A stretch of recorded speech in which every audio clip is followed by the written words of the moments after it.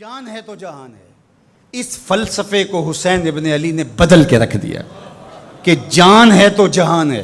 حسین نے بتایا جان نہیں ہے پھر بھی پوری کائنات تیری ہے۔ لوگ یہ کہتے ہیں کہ اگر لٹ گئے تو پھر سب کچھ برباد ہوگا، حسین نے یہ فلسفہ دیا لٹ کے ہی تو آباد ہوا جاتا ہے۔ یزید سب کچھ بچا کے بھی نہ بچ سکا، حسین سب کچھ کٹا کے بھی زندہ و جاوید رہا۔ یہ فلسفہ دیا سب کچھ کٹ جائے، سر نیزے کی نوک پہ بھی چڑھ جائے، خاندان کی لاشیں بکھری پڑی ہوں اور گھوڑوں کے ٹاپوں تلے روندی جائیں، کفن بھی کھینچ لیے جائیں، خیموں کو بھی آگ لگا دی جائے، لیکن سر شہیداں پھر بھی نیزوں پہ بلند ہی رہے گا، اونچا ہی رہے گا۔ یہ فلسفہ حسین ابن علی نے دیا۔ یہ سر جھکنے کے لیے نہیں ہے، یہ سر اوپر بلند ہونے کے لیے۔ اور میں ایک بات کہا کرتا ہوں، لوگ سر بچانے کے لیے ہاتھ دے دیتے ہیں، ظالم کے ہاتھوں میں ہاتھ دے دیتے ہیں کہ سر بچ جائے۔ حسین نے ہاتھ بچانے کے لیے سر دے دیا۔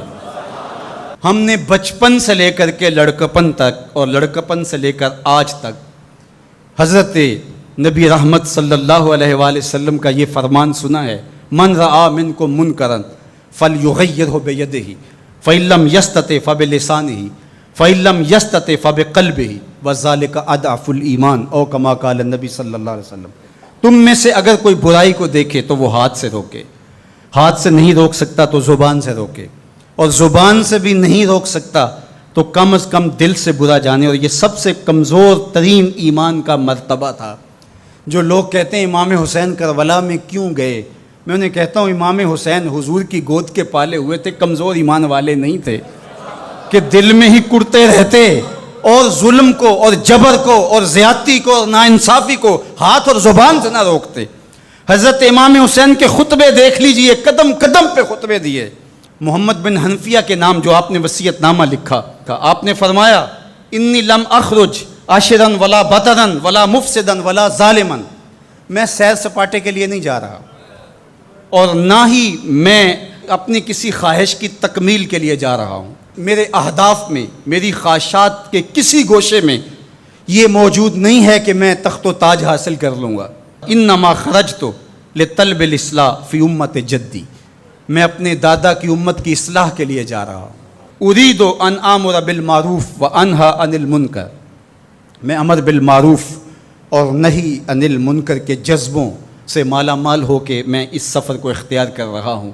جب شریعت کا مذاق اڑایا جا رہا ہے، شریعت کی شکل بدلی جا رہی ہے، خلافت کا رشتہ قرآن سے ٹوٹ گیا ہے اور ایک نئی صورت دین کو دی جا رہی ہے، اور جو اس سانچے میں ڈھل کے دین نکلے گا وہ محمد عربی کا دین نہیں ہوگا، جو طائف کے بازاروں سے لے کے مکے کی گلیوں تک، احد سے لے کر غزوہ حنین تک حضور نے خود اور اپنے اصحاب کو تکلیف میں ڈال کے جو دین دیا، جو امت تشکیل دی، یزید اس سارے نظم کو بدل رہا ہے، تو کیا نبی کا نواسا جس کو حضور نے گود میں پالا ہو وہ خاموش ہو کے بیٹھ جائے؟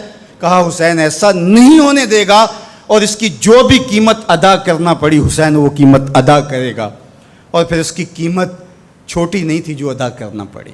اگر حضرت امام حسین رضی اللہ تعالیٰ عنہ اس وقت کربلا کے تپتے ہوئے ریگزار میں، اس میدان حق و باطل میں اپنی قربانی پیش کر کے جبر کا راستہ نہ روکتے تو یہ بات اچھی طرح سے ذہن نشین کر لیجئے، اسلام کی یہ شکل جو آپ کو دکھائی دے رہی ہے یہ موجود ہی نہ ہوتی۔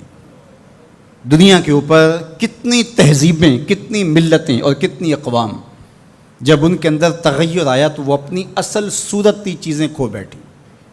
دنیا کے اوپر کتنے مذاہب، یہودیت کی شکل دیکھ لیجئے، کیا یہ وہی صورت ہے جو حضرت موسیٰ لے کر آئے؟ عیسائیت کی شکل دیکھ لیجئے، کیا یہ وہی صورت ہے جو حضرت عیسیٰ لے کر کے آئے؟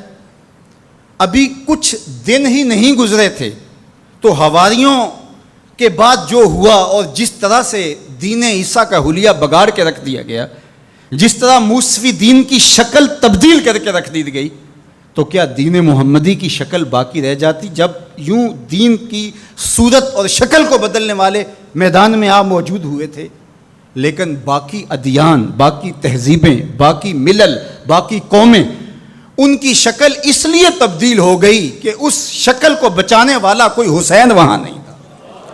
اور یہاں اس دین کی اصل صورت اور شکل اس لیے موجود رہی کہ اس دین کو بچانے والا حسین ابن علی موجود تھا۔ مسٹر گوکھلے نے کہا تھا کہ اگر حسین ابن علی رضی اللہ تعالی عنہ نہ کھڑے ہوتے تو اسلام یا تو مٹ ہی جاتا، اور اگر موجود رہتا تو اس کی وہ شکل نہ ہوتی جو محمد بن عبداللہ لے کر آئے تھے، اس کی شکل وہ ہوتی جو یزید پیش کر کے جاتا۔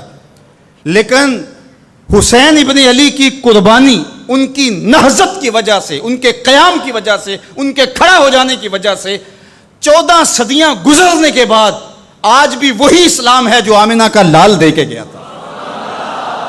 یہ حسین ابن علی کا کام ہے جو حسین نے کیا۔ اس لیے حضور نے ناز کیا حسین پر، کہا کہ حسین منی و انا من حسین، حسین مجھ سے ہے اور میں حسین سے ہوں۔ یہ مجھ سے ہے کہ میری بیٹی کا بیٹا ہے، میری نسل ہے، میرا نسب ہے، میں حسین سے ہوں، قیامت تک میرے دین کا جھنڈا جھولتا رہے گا، تو اس کی بنیادوں میں لہو حسین ابن علی کا۔ حضرت امام حسین رضی اللہ تعالی عنہ نے ایک بات کہی تھی جب بیعت کا آپ سے مطالبہ کیا گیا، تو آپ نے یہ نہیں کہا کہ میں یزید کی بیعت نہیں کرتا، بلکہ آپ کا جملہ تاریخ ساز ہے، بڑے لوگوں کا کلام بھی بڑا ہوتا ہے اور حکمت کے نور سے بھرا ہوا ہوتا ہے، قیامت تک ایک نصب العین دینا تھا۔ یہ نہیں کہا کہ حسین ابن علی یزید کی بیعت نہیں کرے گا، بلکہ کہا مثلی لا یبایع مثلہ، میرے جیسا اس جیسے کی بیعت کیسے کر سکتا ہے؟ تو یہ قیامت تک کے لیے لاہ عمل دے دیا کہ جو حسین کے نقشے قدم چلنے والا ہوگا وہ وقت کے یزید کے ہاتھ میں ہاتھ نہیں دے سکتا، چاہے گردن کٹ جائے، بازو کٹ جائے، خاندان لٹ جائے۔